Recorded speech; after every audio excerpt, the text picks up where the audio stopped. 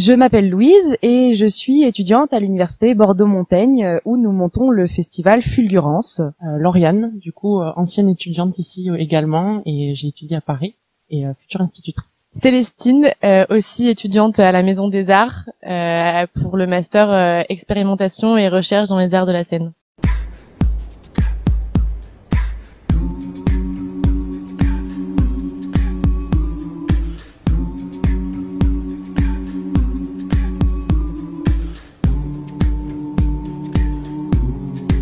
Donc on est toutes les trois issues de la filière théâtre de l'université Bordeaux-Montaigne, toutes les trois, et avec d'autres camarades à nous. Donc on est à peu près une dizaine.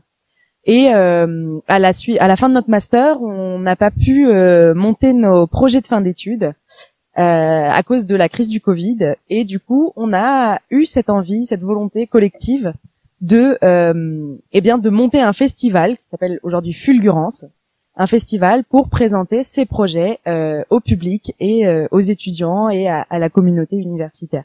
Il a été reporté plusieurs fois et ça y est, on a réussi à le faire toute cette semaine, donc du 14 au 18 juin. Et il se clôture aujourd'hui avec le concert de l'Azurium. C'est un festival qui présente beaucoup de formes différentes. On est plusieurs à avoir présenté des projets de spectacles de théâtre, de spectacles de danse, de performances, des choses très courtes des fois, des spectacles plus longs tous les soirs. Et on a également lancé un appel à projets avant le festival pour proposer aux étudiants de Bordeaux et d'ailleurs des fois de participer également à ce festival pour essayer d'ouvrir un petit peu les horizons de ce festival.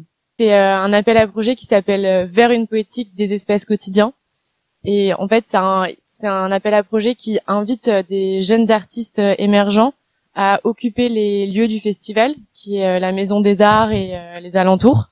Était ouvert aux expositions, à la performance, à du son, de la vidéo. On a programmé 2 vidéos, on a programmé plusieurs installations dans des toilettes, dans des escaliers. Il y a eu une performance de cirque, de lycéens circassiens. Il y a eu une performance de théâtre, une performance de danse. Et voilà. Enfin, l'idée c'était vraiment de soutenir la jeune création, en plus de présenter nos spectacles de fin d'études, quoi. Un public assez étudiant. On a reçu environ 300-400 personnes.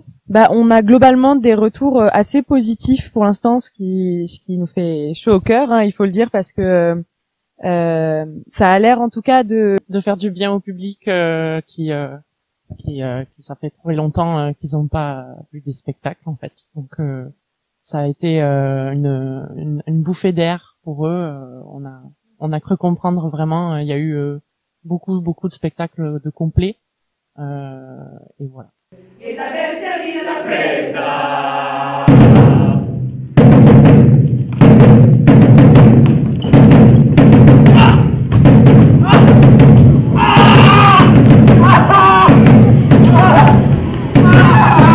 Et pour nous aussi, c'était génial de présenter notre travail et de pouvoir en discuter avec des gens, avec le public, et que ce travail d'1 an de report, de perte d'espoir, ça va jamais avoir lieu, et en fait ça a eu lieu et ça fait du bien.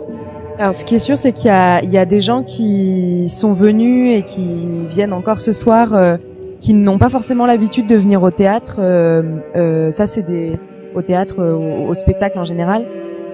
Et ça nous fait déjà très plaisir de voir qu'on arrive à attirer un petit peu des gens qui n'y vont pas d'habitude et chez qui on peut éveiller peut-être un sentiment des sentiments déjà, des émotions nouvelles, d'ouvrir la réflexion à des questions qui nous touchent personnellement et qui sont en général assez communes à notre groupe, hein, des valeurs écologiques, des valeurs de défense des droits des femmes ou de certaines minorités, etc. ou de plein d'autres choses comme ça, mais en tout cas qui sont des valeurs que nous on a envie de transmettre et qui qu'on espère qui sont arrivées jusque aux oreilles de notre public et qui les ont touchés. Oui, c'est vrai que si nos projets sont hétérogènes, il y a quand même des liens et surtout on se retrouve vraiment dans cette même envie de montrer des spectacles de jeunes créations émergents et de faire bouger la Maison des Arts, de faire bouger l'Université de Bordeaux-Montaigne et de sortir de cette crise en faisant un festival pour clôturer aussi notre expérience ici de master, mais pas que, pour aussi décoller. Relancer la machine de la culture et de la vie étudiante de manière chaleureuse, quoi. Exactement. Alors, on ne sait pas s'il y aura une deuxième édition du festival Fulgurance. Pour l'instant, c'est pas prévu, mais tout est possible encore, évidemment, parce qu'on sait que mine de rien, toutes les promotions sortantes de la filière théâtre ont cette envie en général de présenter leurs projets de manière aboutie, de manière un peu peaufinée et surtout souvent devant un public un peu professionnel aussi.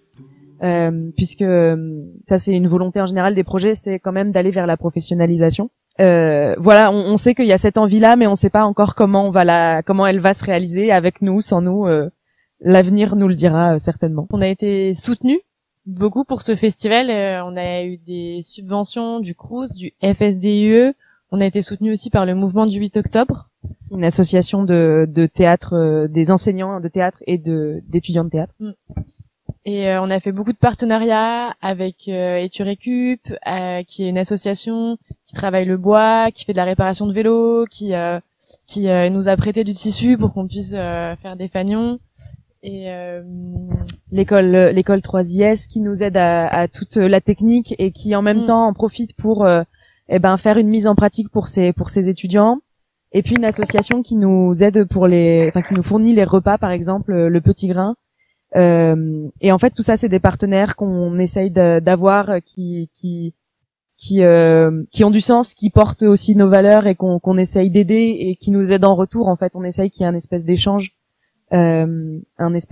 bénéfique à tout le monde et que ça se fasse dans de bonnes conditions et voilà, en essayant d'aider qui on peut. Et on a aussi lancé une cagnotte sur Hello Asso et voilà, donc beaucoup de personnes ont participé et nous ont aidés à rembourser ce festival et du coup merci à eux.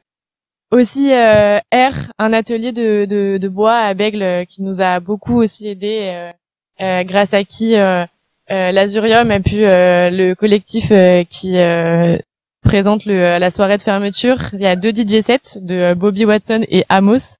Et grâce à eux, ils ont une super scénographie. Et voilà, donc merci R.